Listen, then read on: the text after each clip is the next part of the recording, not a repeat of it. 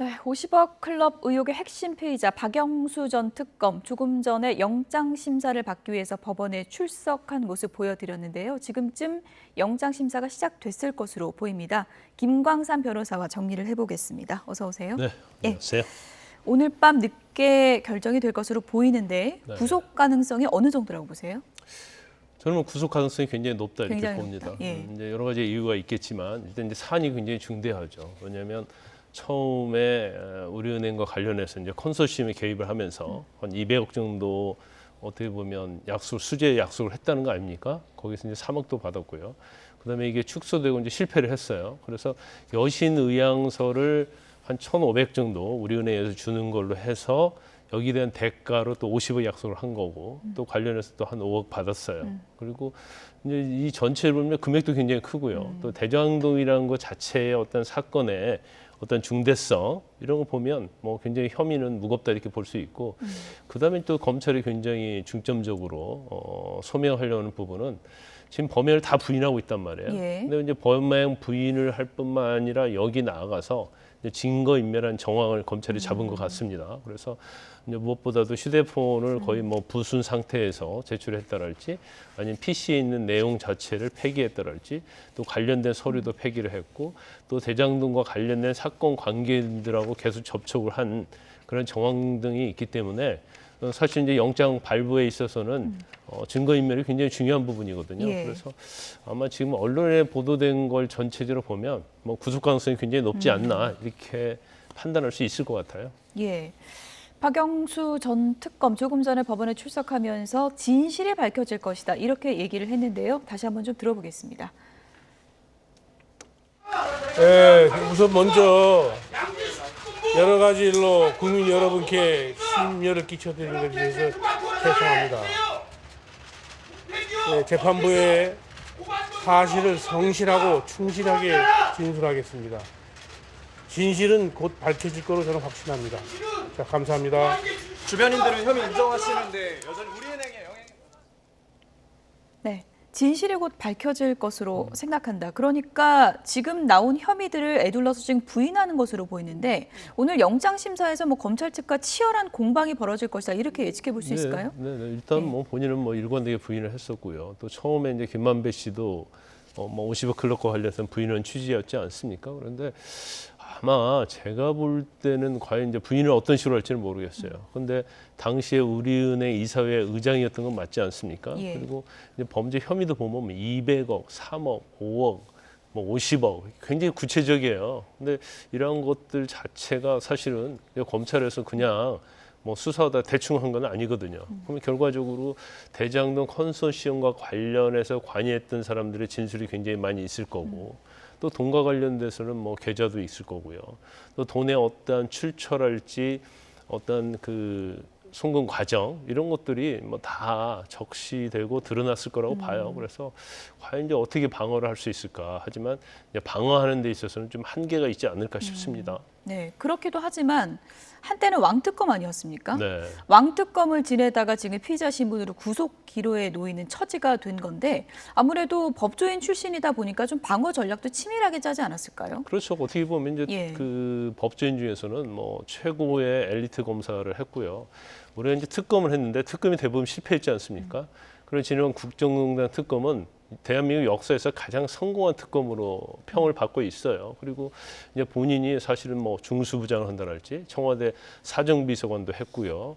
그다음에 뭐 서울 고검장도 했고 그래서 수사에 굉장히 베테랑이거든요. 그래서 아마 뭐 본인의 역량이나 능력에 보면 뭐 자기 방어하는 데 있어서는 이제 최고의 실력을 가졌다 이렇게 볼 수 있어요. 그렇지만 뭐 명확한 증거가 있으면 아무리 실력이 있다 하더라도 이걸 이제 굉장히 방어하기는 어렵겠죠.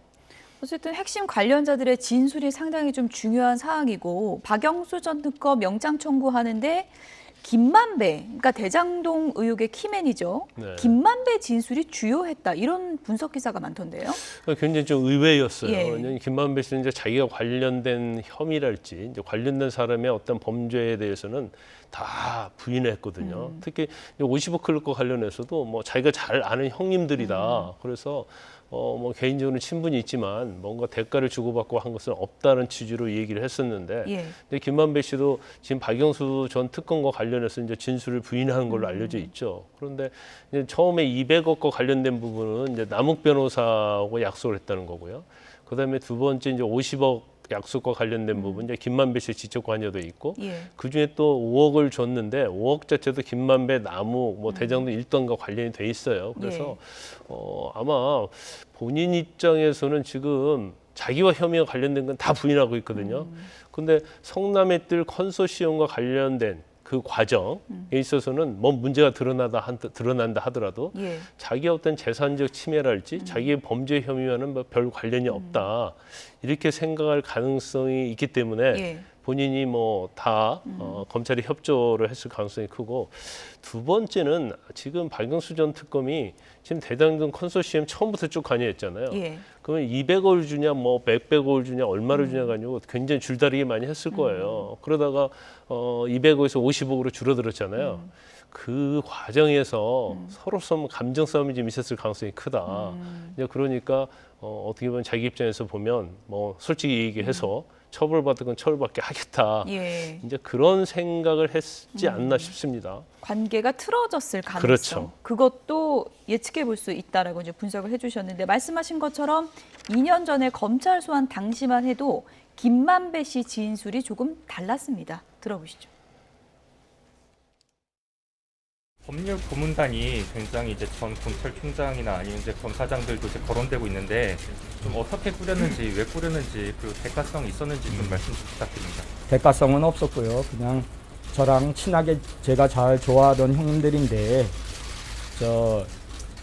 저의 어떤 뭐 정신적으로 여러 가지 좋은 기감이 되시고, 그리고 또 많은 부분을 정신적으로 또 심리적으로 많이 이렇게 조언해 주시는 분들이에요. 그래서 멘토 같은 분들이라 모셨는데, 그분들에게 뜻하지 않게 이런 구설에 휘말리게 돼서 죄송하다는 말씀 드리고 싶습니다.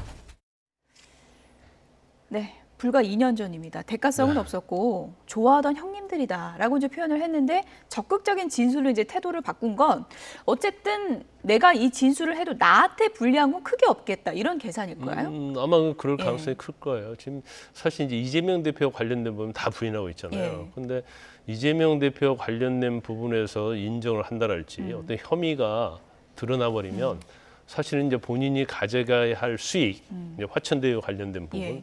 이런 것들이 다 무너지는 거거든요. 그렇기 때문에 지금 사실 이제 구속되어 있는 상태에서도 초지일관 이걸 이제 다 부인한 걸로 보이고 있고, 물론 뭐 사실관계는 어떤지 모르겠습니다만은, 그렇지만 뭐 전적으로 모든 걸 부인할 수는 없을 거예요. 특히 지금 이번에 영장 청구된 박영수 전 특검과 관련해서는 이제 남욱 변호사가 있고 또 관련된 사람들이 꽤 많이 있거든요. 예. 그러면 전에 이제 녹취록과 관련된 부분이니까 자기가 아니다고 뭐 그냥 뭐 뭔가 과장되게 얘기했다고 할 수 있겠지만, 또 그렇게 하기 또 어려운 부분이 있었을 거라고 봐요. 그리고 사실은 뭐 지금 박영수 전 특검이 구속되어 처벌받는다 하더라도 자기의 어떤 재산을 지킨다랄지 받기로 한 수익을 보존하는 데 있어서는 거의 영향이 없다, 이렇게 판단을 했을 거라고 봐요. 그래서 이제 향후에 있어서도 이제 50억 특검과 관련된 또 여러 명이 남아 있지 않습니까? 그 사람들 관련해서도 과연 어떤 말을 할지 좀 궁금한 측면이 좀 있죠. 예. 박영수 전 특검 이제 8억 수수 혐의와 관련해서는 남욱 변호사도 또 김만배 씨와 동일한 진술을 했다는 거잖아요. 그렇죠. 그러니까 특히 이제 남욱 변호사는 지금 200억, 50억 이렇게 돼 있잖아요. 이게 200억 부분에 있어서 이제 남욱과 같이 약속을 한 거고, 그다음에 우리은행이 사실 이제 컨소시엄에 들어가려고 했는데 우리은행 내부 심사부에서 이걸 반대를 했다는 거예요. 그러니까 여러 가지 이제 문제가 있으니까 반대를 하고, 나중에 또 이게 또 대장동 사태처럼 뭐 여러 가지 법적인 것이 있을 수 있으니까 아마 반대한 걸로 보여요. 그렇기 때문에 그 과정에서 이제 남욱 변호사 200억 관련된 부분은 이제 본인이 또 다 그대로 얘기한 걸로 전해지고요. 그 이제 사실은 우리은행이 컨소시엄에서 참여를 안 했잖아요. 그러면서 단지 1,500억만 빌려주겠다고 한 거죠. 뭐 대출 보장을 그렇죠. 해준 건가요? 그러니까 컨소시엄에 들어가는 거하고 대출하는 거고 이제 차원이 틀린 거예요. 왜냐하면 컨소시엄 들어가야지 성남의 뜰이 사실은 사업자로 선정이 돼서 수익을 낼 수 있는데 안 들어가면 이제 문제가 되는 거 아니겠습니까? 그래서 그래도 이제 1,500이라는 여신을 대출을 받을 수 있도록 역할을 해줬으니까 예. 거기에 대한 뭐 대가로 뭐 50을 주기로 한 거잖아요. 예. 그러니까 이제 본인도 그렇게 진술을 한다는 거예요. 아, 남욱 변호사가 200억 약정했다는 걸 내가 들어서 알고 있고 그렇다고 얘기를 했고 또 나도 50억 주기로 했다. 우리 같이 이러는 사람들이 그렇게 이제 명백하게 얘기를 해버린 거죠. 그러니까 결국은 이제 지금 이전에는 이제 남욱 변호사가 얘기하면 김만배가 부인하고 그런 형태였잖아요. 이제 예. 대장동 관련해서는. 예. 근데 이제 저로 대립 관계에 있었던 남욱과 김만배가 일치된 진술을 하기 때문에 이 부분은 박영수 전 특검에 굉장히 불리한 부분이 아닌가 싶습니다. 그러니까 보통 이런 사건에서요, CCTV 같은 물증이 없어도 이런 핵심 관계자들의 그 중복된 진술이 있으면 좀 증거로서는 굉장히 좀 중요해지는 건가요? 그렇죠. 어떤 진술이 하나가 있고 나머지 반대된 진술이 있다랄지 아니면 어느 진술 자체가 이게 유일하다. 그러면 유일한 진술의 신빙성을 깨버리면 사실 증거가 없어지는 거잖아요. 그렇죠. 그렇지만 지금 뭐 명백하게 그 과정에 보면 우리은행이 개입돼 있고 뭐 남욱 김만배 진술어지 사건 관계인들도 다 얘기를 하고 있죠. 아마 서면 같은 것도 어느 정도 있을 거예요. 그러면 그런 것이 딱 들어맞기 때문에 사실은 뭐 이건 진술만 있다 이렇게 얘기할 수 있는 사건은 아니다 이렇게 볼 수 예. 있습니다. 그리고 이제 많은 분들이 좀 혼동되는 게 50억 클럽이라 그러면 이제 50억을 받았다고 생각하는데 50억을 이제 약정받은 금액이고 실제로 이제 8억을 받은 혐의를 받고 있는 거잖아요. 그렇죠. 그 약정 금액대도 굉장히 좀 중요한가요? 중요하죠. 예. 왜냐하면 지금 박영수 전 특검은 이제 특가법상 수재 혐의거든요. 근데 그 내용을 보면 이제 금융계 임직원이 자기 직무와 관련해서 돈을 받으면 처벌하게 돼 있어요. 예. 근데 금액이 단 1억 원 이상만 돼도 10년 이상 무기징역이단 말이에요. 예. 그러니까 가장 하한이 10년이고요. 10년에서 한 번 감경을 한다 하더라도 징역 5년이에요. 그럼 최하 징역 5년을 받을 수밖에 없고 또 이거 자체의 형량이 집행유예 가능성이 불가능한 그러한 법정형이거든요. 이제 그렇기 때문에 지금 뭐 200억, 50억 하는데 받지 않았다 하더라도 그 특가법에는 그냥 단순히 약속만 하는 거, 요구하는 거, 그걸로만도 범죄 성립이 되는 예. 거예요. 그래서 일단 200억, 뭐 50억은 받지 않고 약속만 한 거고, 그렇지만 3억과 5억은 또 받았지 않습니까? 그럼 8억이나 된단 말이에요. 그럼 1억 이상일 때는 뭐 10년 이상 무기징역이기 때문에 만에 하나 박영수 전 특검이 재판을 받아서 선고를 받게 돼서 유죄 판결을 받게 되면 예. 뭐 형량이 굉장히 무거운 형량이 선고될 가능성이 크다 이렇게 볼 수 있는 겁니다. 예. 보통 이제 영장 발부 여부 보면은 이제 혐의의 중대성도 보지만 이제 증거 인멸 우려 앞서도 설명을 해주셨는데 박영수 전 특검 측에서는 이 부분에 대해서는 우리가 반박할 논리가 충분하다 또 이렇게 주장한다는 또 얘기도 있거든요. 그런데 이제 어떻게 반박할지는 모르겠어요. 이제 증거 인멸과 관련해서 물론 뭐 휴대폰을 대부분 보면 초기화 시킨다랄지 예. 아니면 바꿔서 내면 뭐 이거 바꿀 때가 됐다랄지 아니면 뭐 어떻게 잘못해서 부서졌다 뭐 이런 취지로 변명할 수 있겠지만 이제 고의적으로 부셨다고 한다면 이것도 사실은 뭐 방어하기는 쉽지 않을 것 같고 또 이제 PC라는 것은요 뭐 아무리 그 안에 있는 내용을 삭제하고 한다 하더라도 뭐 초기화 시켰느냐 아니면 뭐 폐기했느냐 이런 것도 또 포렌식에서 또 나올 수 있는 부분이 있거든요. 또 이제 서류 폐기 같은 경우에는 뭐 기존에 있던 서류가 없어졌고 또 서류 폐기에 관여한 사람들이 진술을 하게 되면 뭐 그런 것들도 명백해질 수 있어요. 그래서 지금 전체적인 상황을 보면 이제 범죄 혐의도 그렇고 진면과 인멸 정황도 그렇고 사실 이제 박영수 전 특검이 방어하기 굉장히 어려운 이제 그러한 사건이거든요. 그렇지만 이제 본인이 부인하면서 영장 심사에서 적극적으로 이 부분에 대해서 소명을 하고 방어를 하겠다고 하니까 뭐 그 부분은 저희가 이제 지켜볼 수밖에 없는 거죠. 예. 일단 오늘 영장 심사에서 치열한 이제 공방이 예상이 되고 또 이제 증거인멸 우려 관련해서도 치열하게 반박하겠다 이렇게 박영수 전 특검 측에서 지금 입장을 밝힌 상황이고 오늘 앞서 저희가 이제 법원에 출석했을 때 박영수 전 특검 입장을 좀 들어봤는데 우리은행에 영향력을 행사한 게 있냐고 했더니 없었다 이렇게 또 답변을 했다고 지금 전해지고 있거든요. 이 부분은 어떤 논리를 반박하려고 한 걸까요? 이제 이렇게 볼 수 있어요. 그러니까 이제 우리은행 이사회 의장이었단 말이에요. 그렇죠. 그러면 일단은 뭐 임직원이라고 할 때 과연 이사회 의장을 임직원으로 볼 수 있느냐. 그러니까 만약에 지금 오늘 영장이 만약에 기각이 된다고 한다면 예. 제일 쟁점 중에 하나가 우리은행 이사회 의장이다. 그럼 의장이 과연 우리은행의 임원을 볼 수 있느냐? 어떤 권한을 갖고 그렇죠. 있느냐. 예. 근데 임원이 아닌 걸로 돼버리면 사실은 모든 범죄 혐의의 전제 조건이 없어져 버리기 때문에 예. 범죄 혐의가 유죄가 될 가능성이 없어지는 거거든요. 그렇군요. 그래서 제가 볼 때는 아마 이 부분을 가장 중요하게 다툴 것 같아요. 그래서 제가 아까 이제 영장 발부 가능성이 굉장히 높다고 얘기했는데 예. 법률적인 해석에 있어서 이 부분을 다르게 해석해 버리면 또 영장 기각될 수도 있는 거거든요. 예. 그래서 아마 그 부분이 가장 중점적으로 다뤄질 것 같고 그런데 지금 법상 직무와 관련해서 돈을 받으면 죄가 되는 거거든요. 그렇죠. 그 지금 나는 영향력 행사한 적이 없다고 하면 예. 직무와 관련해서 나는 돈을 받은 게 아니다. 그냥 우리은행 이사회 의장으로서 역할을 한 게 아니고 예. 뭐 아까 김만배가 말한 것처럼 형님 동생 하는 역할을 사인으로 해가지고 받았다. 그렇죠. 이렇게요. 이제 그렇게 또 법원이 판단한다면 또 기각될 수도 있겠죠. 공직자 신분이 아니기 때문에 뇌물은 그렇죠. 또 안 되는 이제 거고요. 공직자는 아니 금융기관의 예. 임직원. 임직원. 예, 예. 예. 이제 그렇기 때문에 아마 오늘 본인이 조금 뭐 부인하고 자신감을 갖는 부분 이제 그 부분이 아닐까 싶어요. 근데 그 부분에서 전제가 무너져 버리면 영장이 기각될 수밖에 없고 예. 왜냐하면 범죄가 안 되니까요. 그렇지만 그게 이제 재판부에서 영장 담당 판사가 예. 이건 뭐 당연히 임원이고 직무에 영향을 행사했다 이렇게 보면 뭐 당연히 구속될 가능성이 크다 이렇게 예, 봅니다. 이사회 의장으로서 영향력을 행사한 게 없다라는 게 이제 방어 논리면 검찰 측에서도 또 공격 논리를 갖고 있을 테니까요. 그렇죠. 이건 오늘 어떤 영장을 청구할 정도 되면 일단 예. 우리은행 이사회 의장이 금융기관의 임직원이라는 걸 확신을 했으니까 영장을 청구했을 거예요. 그러면 거기에 이제 법리적인 싸움 이게 좀 치열하게 전개될 수도 있지 않나 싶습니다. 예. 앞서 김만배 씨 얘기를 잠시 했는데 최근에 이제 대장동 사건 이제 재판과 관련해서 지금 이재명 민주당 대표 최측근으로 불리는 정진상, 김용 두 사람은 다 보석 석방이 최근에 됐잖아요.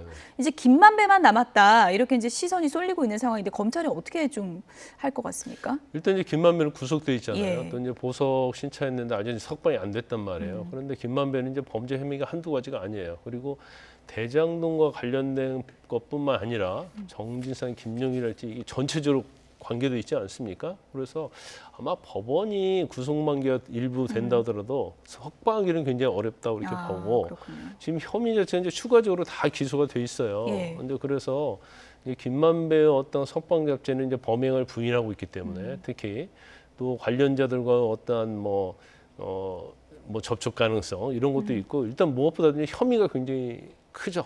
혐의가. 그래서 아마 그 검찰에서도 김만배 씨가 석방되는 걸 최대한 막으려고 할 것이고 이제 법원 입장에서도 사실은 석방하는 것은 굉장히 부담스러울 것이라고 봅니다. 예. 구속 여부가 오늘 밤 늦게 이제 나올 것으로 보이는데요. 나오는 대로 저희가 속보로 전해드리도록 하겠고요. 잠시 다른 얘기 좀 해보겠습니다. 네. 검경합동 음주운전 근절 대책이 나왔습니다. 최근에 뭐 음주운전 사고가 뭐 끊이질 않는 상황이기 때문에 좀 강력한 대책이 필요하다 이런 이제 사회적 여론 속에서 나온 건데 내용을 좀 보여주실까요? 예, 많은 부분이 이제 강화되는 그 얘기들이 있지만 저는 좀 몰수 대책이 상당히 좀 강력한 부분으로 들어갔다 보이는데 어떻게 보십니까? 일단은 저기서 이제 몰수를 제외하고는 일단 엄정 수사하겠다는 거예요. 예. 구속 수사 원칙으로 하겠다는 거고 또 운전자 바꿔치기 하는 경우에는 적극 수사하겠다는 거고요. 저 근절 대책 중에서 이제 관심 있게 봐야 할 부분은 앵커가 지적한 대로 중대 음주운전 범죄 차량에 대해서는 압수를 하고 몰수하겠다는 거죠. 예. 근데 원칙적으로 현행 형법에 보면 범죄 행위에 제공된 물건에 대해서는 몰수도 돼 있거든요. 예. 그런데 우리가 뭐 살인을 한다랄지 아니면 누구를 때린다랄지 할 때는 뭐 흉기를 든다랄지 뭐 돌을 든다든지 그건 범죄에 제공된 것이 명백하거든요. 그러니까 그건 이제 몰수하는 건 당연하고요. 예.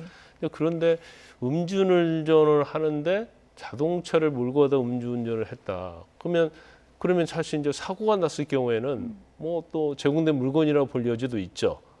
그래서 이게 사실은 몰수의 대상이 되느냐 이제 이런 논란이 좀 있고 물론 이전에도 뭐 몰수한 사례가 있는데 거의 뭐 몰수가 되지 않았어요. 그래서 중대 범죄의 경우에는 이제 몰수를 적극적으로 하겠다는 거거든요. 그래서 몰수하면 바로 몰수하는 게 아니고 검찰에서 이걸 압수를 해요. 예. 그리고 재판을 받으면 예. 선고 때 검찰이 몰수해달라고 구형을 하고 그래서 이게 범죄 행위에 제공된 물건 같으면 이제 법원에서 이제 몰수 판결을 하죠. 예. 그런데 앞으로 이제 적극적으로 중대 운전 사고에 대해서 이제 하겠다는 게 이제 검찰의 입장인데 아마 이게 법을 통해서 좀 법의 개정을 통해서 좀 해결될 사안이 아닌가 싶어요. 아마 지금 국회에 예. 발의된 법이 있거든요. 예. 거기에도 뭐 몰수할 수 있는 규정을 넣었기 때문에 특별법으로 좀 명확히 해결할 필요는 있다. 지금 현행법에서는 재산권 침해 여부가 있는 건가요? 그러면? 그렇죠. 재산권 침해가 있죠. 이제 특히 물론 당연히 본인 명의의 자동차라면 뭐 좀 문제가 덜 되겠지만 제3자 자동차라면 그 몰수할 수 있는 부분이 또 아닐 수도 있거든요. 그래서 이런 부분은 좀 입법적으로 저는 해결해야 한다 보고 지금 발의된 법에도 보면 이제 본인 명의의 차량의 경우 그리고 이제 음주운전이 굉장히 중대한 경우 이렇게 돼 있기 때문에 이제 검찰의 어떤 근절 대책의 의지는 뭐 충분히 저희가 이해할 수 예. 있지만 이제 법적으로는 좀 논란이 될 소지가 좀 있어요. 그렇군요. 근데 최근에 이제 음주 사고가 많다 보니까 뭐 특별법도 만들고 단속도 강화하고 하는데 뭐 코로나 방역 대책 풀린 이후에는 더 많아졌다는 또 얘기도 들리고요. 그런데 이제 우리가 윤창법이라고 알지 않습니까? 그래서 물론 이제 일부에서 헌법 위반이 결정도 나긴 했는데 사실은 지금 저희가 이제 그 CG를 보고 있습니다만은 큰 차이가 없어요. 그런데 음주운전의 어떤 성향이 좀 바뀌었다. 성향이 바뀌었다. 그렇죠. 예. 그 전에는 음주 수치가 낮은, 그러니까 예. 술을 좀 적게 먹고 운전을 사례가 굉장히 많았는데 술을 적게 먹으면 윤창법에서 처벌받는다. 검찰이나 경찰이 엄청 이게 중대 음주운전에 대해서는 처벌이 강화됐다. 그러면 인식을 할 수 있단 말이야. 술을 적게 먹었을 때는. 근데 적어도 0.08 이상, 0.1이 넘어가면요. 예. 완전 만취가 되면 명정 상태거든요. 예. 그러니까 이게 처벌을 많이 받는다랄지 뭐 자동차가 몰수된다랄지 이런 걸 인식하지 못해요. 이제 그러다 보니까 더 큰 사고로 이어지잖아요. 그렇죠. 그러니까 만취는. 최근에 어떤 음주운전의 경향은 예. 음주 수치가 굉장히 높고 음주 수치가 높다 보니까 이제 사고가 굉장히 빈발하는 거죠. 예. 그래서 지금 중대 음주운전에 대해서는 구속 수사 원칙으로 가면서 처벌을 강화했다는 취지 아니겠습니까? 그런데 사실 지금 아까 뭐 앵커에서 말씀하신 것처럼 법이 강화하고 처벌을 엄격히 하는데도 음주운전을 줄지 않고 있단 말이에요. 그러니까요. 그러면 처벌만 능사가 아니다는 거죠. 그러면 근본 대책을 어떻게 세울 것이냐. 이제 가장 많이 지금 논의됐던 게 이전에 사실은 차에 탔을 때 음주운전을 하면 뭐 시동이 걸리지 않게 하는 방법이랄지 이런 것들이 있는데 사실 논의만 됐지 시행이 안 되고 있어요. 그렇죠. 그래서 이런 부분은 그렇게 뭐 큰 어려운 부분이 아니기 때문에 입법적으로 좀 해결을 해서 근본적인 어떤 대책이 있어야지 단지 이제 처벌만 만사가 되는 건 아닌 것 같아요. 재범자 차량은 뭐 색으로 특별 번호판을 달자 뭐 이런 또 지금 얘기도 있지 않습니까? 저는 뭐 그것은 헌법 위반 소지가 좀 헌법 있다고 위반 소지가 봅니다. 있다. 뭐 재범이면 전에 음주운전하고 다시 재범했다는 거 아니에요. 예. 아니 뭐 시민의 입장에서 음주운전 근절하기 위해서는 뭐 그런 것도 괜찮다 생각하지만 이건 낙인을 찍는 효과가 있잖아요. 그래서 본인이 한 행위보다도 거기에 대한 형벌의 효과가 너무 큰 거예요. 그러니까 과잉 대응을 하는 거죠. 예. 과잉 형벌이라고 볼 수 예, 있거든요. 예. 일종의. 그렇기 때문에 아마 그것까지는 가기 어려울 것이다. 예. 그래서 잠금 장치 정도에 부착하는 이런 것들이 여러 가지로 논의가 돼야 한다 이렇게 봅니다. 예. 처벌 강화도 중요하지만 말씀해 주신 것처럼 음주 사고를 막을 수 있는 대책을 좀 빨리 마련을 해야 될 것 같습니다. 지금까지 김광산 변호사였습니다. 고맙습니다.